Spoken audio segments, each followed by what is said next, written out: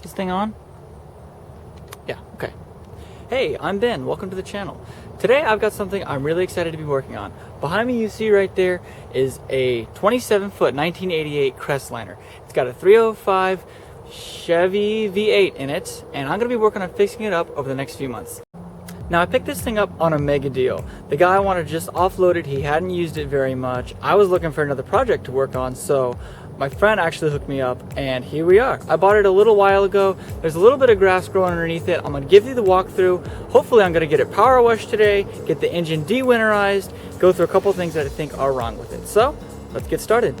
First, I want to give you a walk-around tour of the boat. Let's have a look. So as you can see, it's on this super nice galvanized steel trailer. It's got dual axles, there's LED tail lights and everything. This came with this bimini top as well. I haven't been able to get those windows open, but I've given it a shot. If you come around to the bow, you're gonna see we have a teak windlass actually. I thought that was pretty cool to see up there. It's super gross. Dude I bought it from really didn't take care of it whatsoever. He let it sit for months and months, but that's my job. That's why I'm here today. We got a bunch of rod holders up on the top. You can see a Sabre GL or Sabre depending on where you're from. Moving on to the back here, you see it has a teak swim platform as well.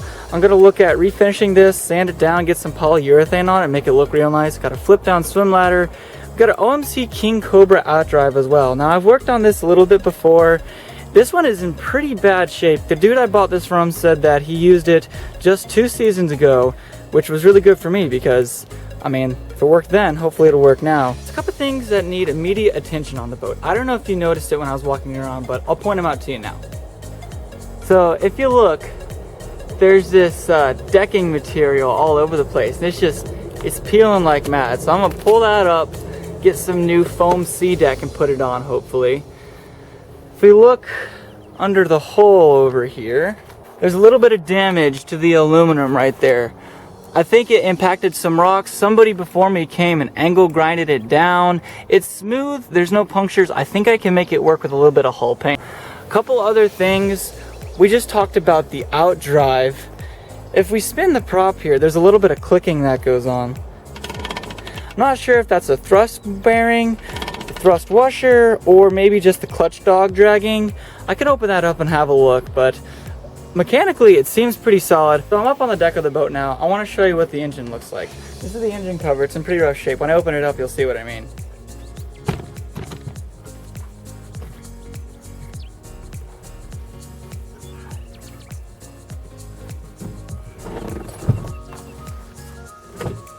Let's have a look. So here it is. It's a Chevy 305 V8. There is no hour meter, so I have no idea how many hours are on this engine. I've checked the oil, it looks alright. Checked the power steering fluid, it looks fine. It has this mechanical fuel pump and old style filter down here. I'm not a huge fan of that. We'll see what I do with it in the future. Luckily he did winterize it, so hopefully the block isn't cracked, as well as the power steering pump and the power steering cooler in the back there isn't cracked as well, because he drained that too. I'm gonna run a full systems check before I start it up for the first time, just see if it works. Whew, it's a hot one out here. Anyways, I got the cabin door open. Let's take a look. What's cool about it is it has this teak door. If we go down inside here, you see we got some cushions for the deck seat out here. There's a chain locker up on the bow, got a speaker, radio. Pretty standard.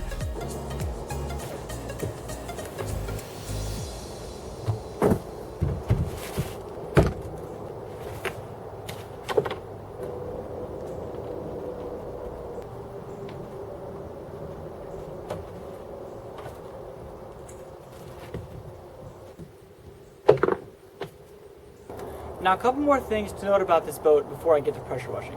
First things first, we have a live well. That's located right there. I was told that it works. I gotta check the pumps and everything. Second of all, it comes equipped with electric downriggers for deep sea fishing. Luckily, I'm only gonna be using it on a lake, so I won't have to worry about saltwater damage. Also, the engine doesn't come equipped with an intercooler anyways, so I wouldn't want to put it on salt water without quickly rinsing out the block when I'm done. Third thing that's neat about this boat is it comes with a deck wash system. Normally on a boat of this size, you don't find that. But being a fishing boat, I guess they added it in case you get a little bit messy with your fish. Alright, anyways, enough talking, let's get to pressure washing this thing, see how it turns out.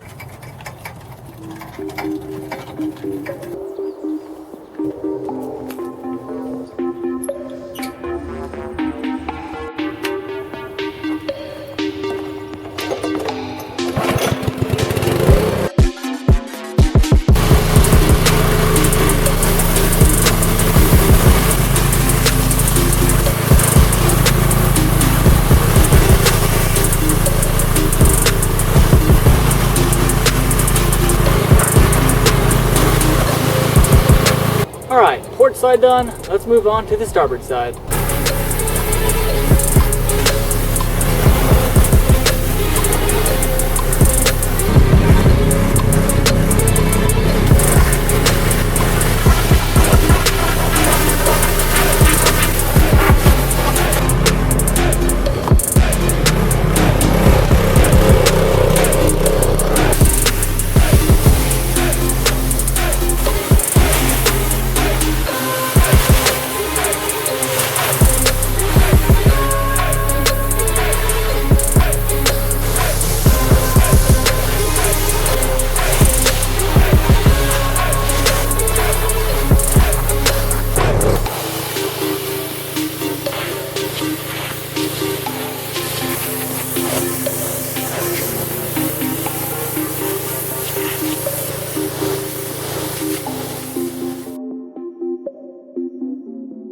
So now that we got it cleaned up and looking a little better, it's time to hop in and de-winterize that engine.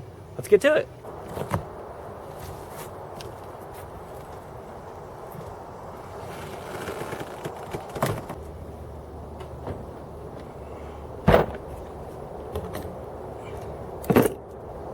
So the fellow I bought this from really did a good job of winterizing this engine. Let me show you. What we have here are the water hoses coming off the water pump, and you'll see he's got them disconnected to drain the block. He's got these cable ties holding the plastic bags on here so no bugs or critters get in there. Also, manifold plugs so no critters get in there. And the power steering pump back there, not pump, cooler, power steering cooler, is disconnected from the water as well to allow it to drain. So hopefully when I fire this thing up, I won't have any compression issues, won't have a cracked block. It'll fire right up and we'll be on the lake.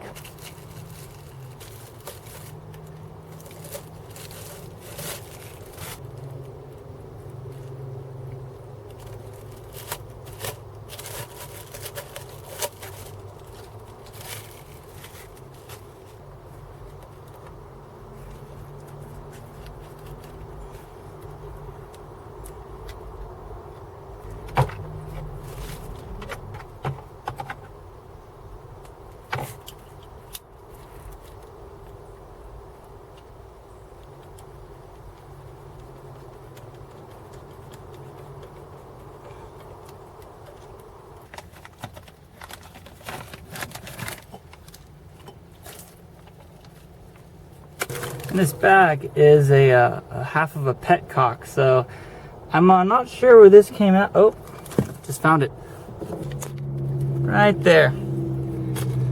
This little bit goes right there, apparently. And it looks like it just came unscrewed when this engine was winterized last. I'll put that back in real quick.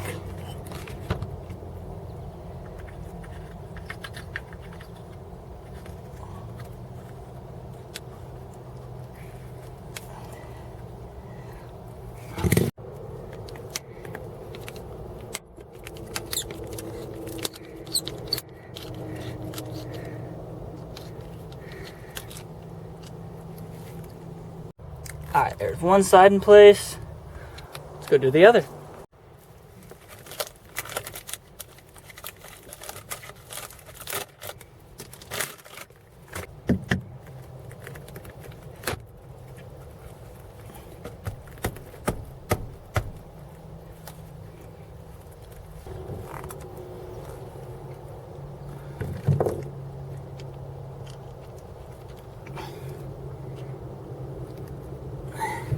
While digging around, I found another one of these petcock plugs. Go ahead and put that in. The same place as before, just the other side. Right there.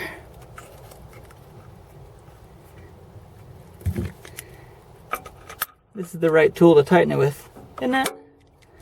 Yeah.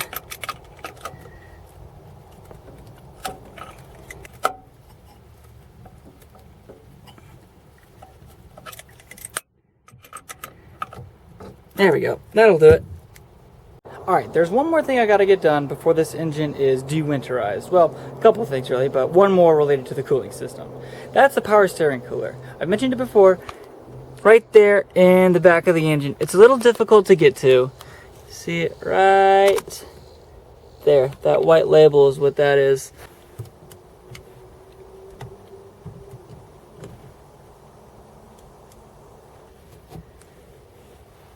proving quite challenging to tighten.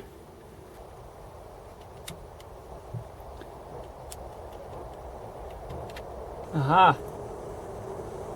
Got it. Alright, so I've got the engine pretty much de-winterized at this point. There's just two more things I want to check real quick. First is the carburetor. I'm going to take off the spark arrestor just to make sure there's nothing down inside there. Check the barrels, make sure they're clear and clean. Check the choke plate as well, make sure everything's in order, as well as the throttle cable, make sure that's connected. I also want to check the upper unit impeller, make sure that's in good condition. Normally they need replacing after a couple seasons, and I'm not sure how long it's been since this one's been replaced. We'll have a look.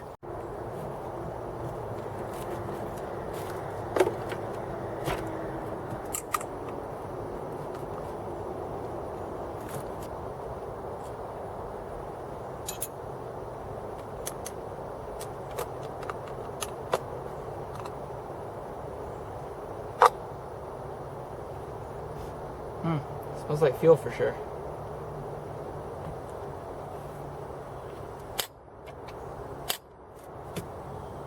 Ooh.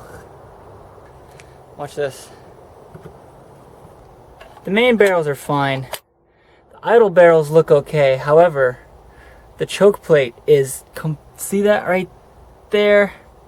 It is just totally gummed up. So I'm gonna have to grab some carbon choke cleaner. Well, it still actuates. Guess it's fine. I don't know. I'll double check it, get some carbon choke cleaner on it, just make sure it's all ready to run. I don't want to run it as is. See if there's fuel in there still. No. Carburetor may need a little bit of work, but it's nothing I can't handle. I'm just going to do a quick test, see if the throttle lever actually moves it. If it does, we're golden. If not, I may have to do a little bit of work, maybe oil it up. Hopefully it frees up on its own though. We'll see.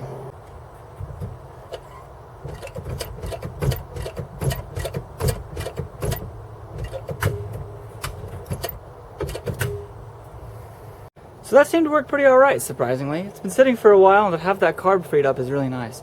I did, however, notice a couple things about this carburetor in the past few minutes here. First of all, it doesn't have electric choke. It's all a vacuum choke, which is fine. I mean, it works as long as the vacuum seals are still intact. Second of all, there's a lot of rust crusties. Oh, I was zoomed in, wasn't I? Leaks. There, that's better. Anyways, a lot of these rust crusties here sitting on top the intake manifold. I'll bring a vacuum, clean those out. It's even more apparent over here on this side of the engine. Look at all that. Yeah, I gotta remedy that. Oh well, just all cleaning. Should be okay as long as it didn't come from anywhere structurally important. It should be alright.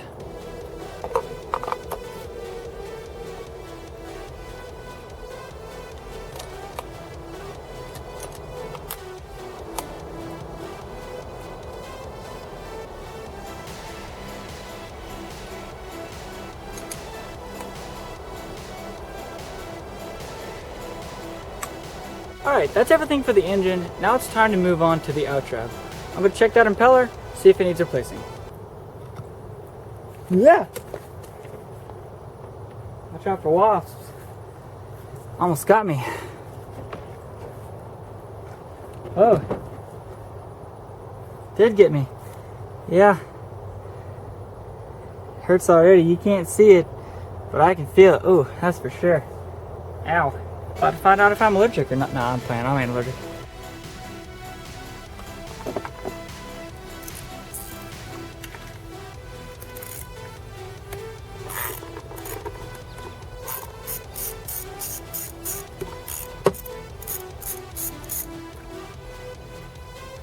Looks all right.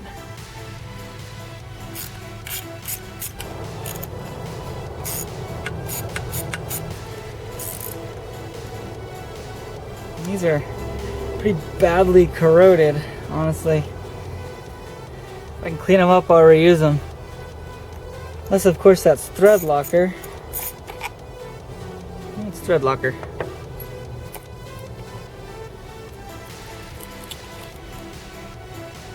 Oh, wow. It's actually in really good shape. It looks like it hasn't even been used, honestly. I'm just going to put this back together.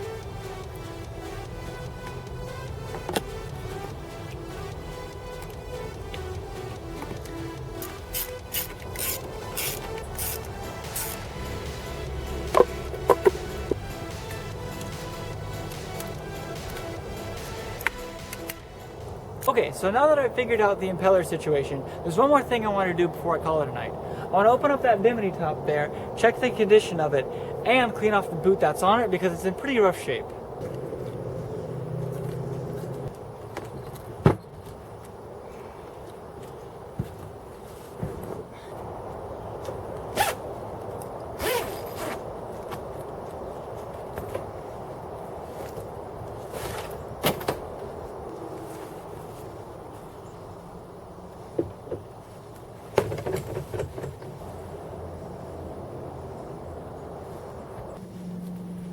This is very complicated.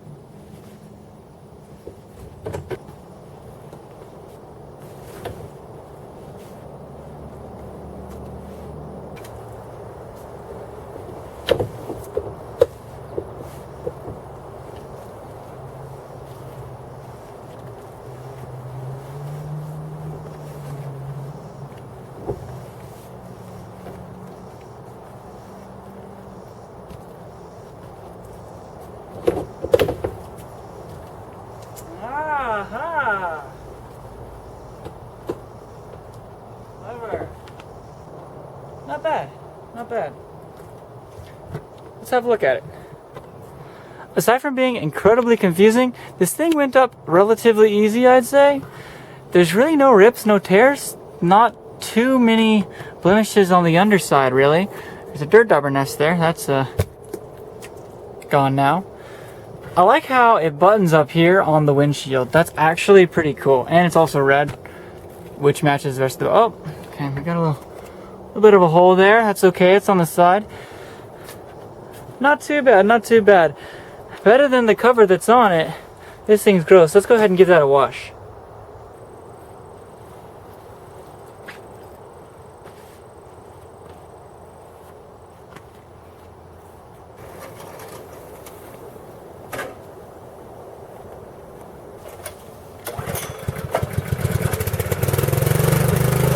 Alright, I got the bimini cover all cleaned up. It's looking a whole lot better than it did before. Got most of the mold and whatnot off of it.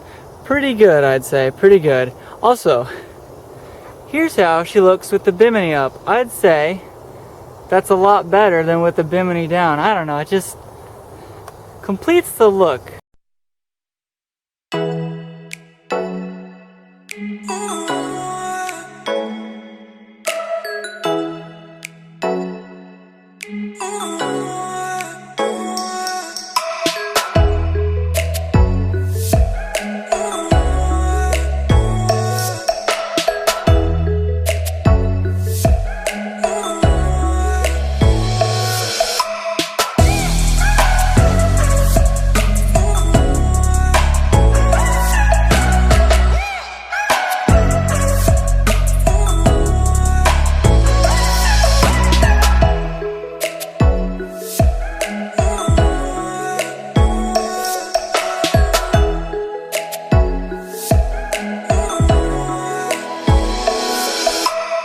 Anyways, folks, that's all the time I've got for today's video. Make sure you leave a thumbs up if you enjoyed. Comment, let me know if I can do any better. Also, subscribe. That's free. It's a great price. I will see you in the next video.